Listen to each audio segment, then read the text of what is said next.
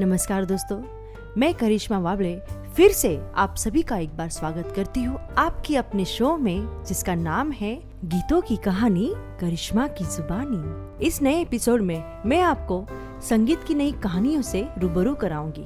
हर कहानी के साथ धुनों के जादू को उजागर करना, जहाँ हर स्वर में एक कहानी है और हर लय बहुत कुछ कहती है। संगीत की कालातीत खजाने के साथ युगों की यात्रा करें। पुरानी यादों के अभिलेखागार से हम आपके लिए लाए हैं अतीत की सिम्फनी। उस दुनिया में कदम रखे जहाँ गाने कहानियाँ बन जाते हैं और गीत जीवंत हो जाते हैं। और इस बार का नया एपिसोड भी आप सभी को संगीत की गहराइयों में ले जाएगा। तो तैयार हो जाइए दोस्तों, क्योंकि इस बार की कहानी आपको अपनी जद्दोजहद से बवाल कर देगी और संगीत की महिमा को एक नए दर्जे तक पहुंचा देगी। दोस्तों, आज का जो किस्सा है वो गुस्से वाला है। गौर से सुनिए दोस्तों, ये किस्सा नफरत का नहीं बल्कि गुस्से की कहानी है। एक कलाकार का दूसरे कलाकार के ऊपर का गुस्सा, या फिर दोस्तों ये कह लीजिए कि गलतफहमियों का किस्सा। अपने जमाने के बहुत ही उम्दा फेमस डायरेक्टर हुआ करते थे सावन कुमार जी, जिन्होंने क्या बेहतरीन फिल्में बनाई, जैसे कि फिल्म सनम बेवफा, सौतन। और इस सौतन फिल्म का गाना तो बहुत ही पॉपुलर हुआ था दोस्तों। और ये गाना आप सभी को पता ही है, शायद मेरी शादी का ख्याल दिल में आया है, इसीलिए मम्मी ने मेरी तुम्हें चाय पे बुलाया है। सावन कुमार जी बड़े बड़े सुपरस्टारों के कमबैक के डायरेक्टर माने जाते थे। पर दोस्तों, आज का जो किस्सा है, जो कहानी है, वो उनके पहले फिल्म की कहानी है। तो हुआ यूं कि सावन कुमार साहब एक फिल्म बना रहे थे और फिल्म में जो म्यूजिक डायरेक्टर थी वो उनकी धर्मपत्नी उषा खन्ना जी थी। सावन कुमार साहब नए कलाकारों के साथ ये फिल्म बना रहे थे, जो एक अंग्रेजी नॉवेल पर आधारित थी। इस फिल्म की डायलॉग, स्क्रीन प्ले और डायरेक्शन सब कुछ सावन कुमार साहब ही कर रहे थे। वो चाहते थे कि ये फिल्म एक म्यूजिकल हिट फिल्म हो। उस वक्त R.D. बर्मन का सुपर दौर चल रहा था और मजरूर सुल्तानपुरी जी कमाल के गाने लिख रहे थे। तो हुआ यूं कि सावन कुमार जी अपने फाइनेंसर्स के साथ पहुंच गए मजरूर साहब के घर बांद्रा में। मजरूर साहब को उन्होंने कहानी सुनाई, उनसे बातें की। मजरूर साहब थोड़े तुनक मिजाज के इंसान थे, वो अपनी मर्जी का ही काम करते थे। उन्हें सावन कुमार साहब की कहानी में शायद दम नहीं लगा या पता नहीं क्या हुआ। उन्होंने कहा कि जनाब, हम आपके साथ फिल्म नहीं कर सकते, आप किसी और को ढूंढ लीजिए। वैसे हम बिजी भी बहुत है और हम सुपरस्टारों के साथ ही काम करते हैं और नए लोगों के साथ नहीं करते। ऐसे बोलकर मजरूर साहब उठकर अंदर के कमरे में चले गए। अब ये बात सावन कुमार जी के दिल को बड़ी खटक गई। वो मजरूर साहब के घर से निकले और कहा कि ये क्या आदमी है यार, चाय ना पिलाई, मेहमान नवाजी ना की, मगर तमीज से तो बात कर सकते थे। हर नया कलाकार कभी ना कभी सुपरस्टार तो बनता है, सभी की ऐसे ही तो शुरुआत होती है।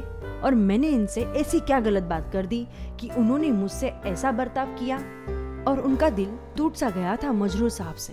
तो फाइनेंसर्स ने सावन साहब से पूछा कि अब ये गाना कौन लिखेगा, किसी और लिरिक्स राइटर के पास जाए। फिर सावन साहब ने गुस्से से कहा कि मैं एक गाना लिखूंगा, फिर चाहे वो मेरी फिल्म में जाए या ना जाए, लेकिन मैं मजरूर साहब के खिलाफ एक गाना जरूर लिखूंगा। और उन्होंने कुछ बोल लिखे, एक मुखड़ा लिखा और उषा जी को दे दिया। उषा जी को पता था कि ये लोग मजरूर साहब के यहाँ गए हुए थे और उन्हें लगा कि ये गाना मजरूर साहब ने ही लिखा हुआ है।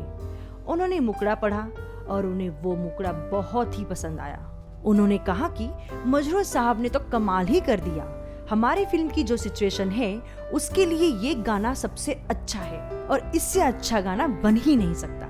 ये बात सुनकर सावन साहब और फाइनेंसर्स ने एक दूसरे की तरफ देखा और कहा कि सच। फिर उषा जी ने पूछा कि इसका दूसरा अंतरा कहाँ है। फिर सामने से जवाब आया कि हाँ, मजरूर साहब से लिखवा लेंगे। अब ये गाना बना और गाना रफी साहब ने गाया। उषा खन्ना जी का बेहतरीन म्यूजिक और गाना जो चला, इतना चला कि आज तक चल ही रहा है। इस गाने के बोल अगर आप सुने तो ये किसी महबूब के नहीं, ये सावन कुमार साहब का गुस्सा ही था, जो उन्होंने मजरूर साहब के लिए लिखा था। तो चलिए दोस्तों, ज्यादा देर ना करते हुए मैं आप सबको बता देती हूँ कि वो गाना कौन सा था और उसके बोल क्या थे। सबसे पहले बता दूं कि ये फिल्म सन 1974 में आई थी, जो नीतू सिंह की करियर की शुरुआत थी और अनिल धवन की पहली फिल्म थी एज अ हीरो और इस फिल्म का नाम था हवस। और इस गाने के बोल थे, तेरी गलियों में ना रखेंगे कदम आज के बाद, तेरे मिलने को ना आएंगे सनम आज के बाद। और अगर आप अंतरा भी सुने तो आपको सावन साहब का गुस्सा बरकरार सुनाई देगा। दोस्तों, कई बार गुस्सा भी एक कलाकार की जीत में बहुत मायने रखता है। सावन कुमार साहब ने अपने जीवन में सारे फिल्में सुपर डुपर हिट दी और बहुत सारे नए कलाकारों को मौका दिया। जब सलमान खान का करियर लगभग खत्म ही होने वाला था, तब सावन साहब ने सनम बेवफा जैसी फिल्म देकर उन्हें वापस फिल्म इंडस्ट्री में लाया। सौतन जैसी फिल्म बनाकर राजेश खन्ना के डूबते करियर को संभाला और ऐसी कई फिल्में बनाकर सावन साहब ने कितने ही कलाकारों के करियर को बचाया।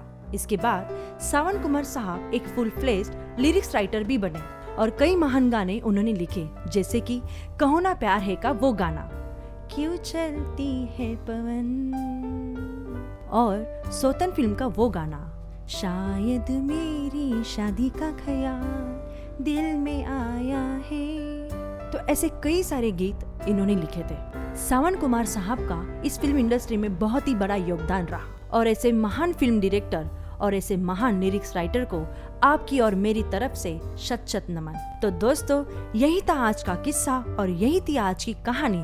तो मिलते हैं अगले हफ्ते एक नए एपिसोड के साथ, एक नई कहानी के साथ, एक नए किस्से के साथ। आपको हमारा ये एपिसोड कैसा लगा हमें कमेंट के द्वारा बता सकते हैं। ऐसी नई नई कहानी, ऐसे नए नए किस्से सुनने के लिए हमारे चैनल को सब्सक्राइब कीजिए, जिसका नाम है करिश्मा हिट्स।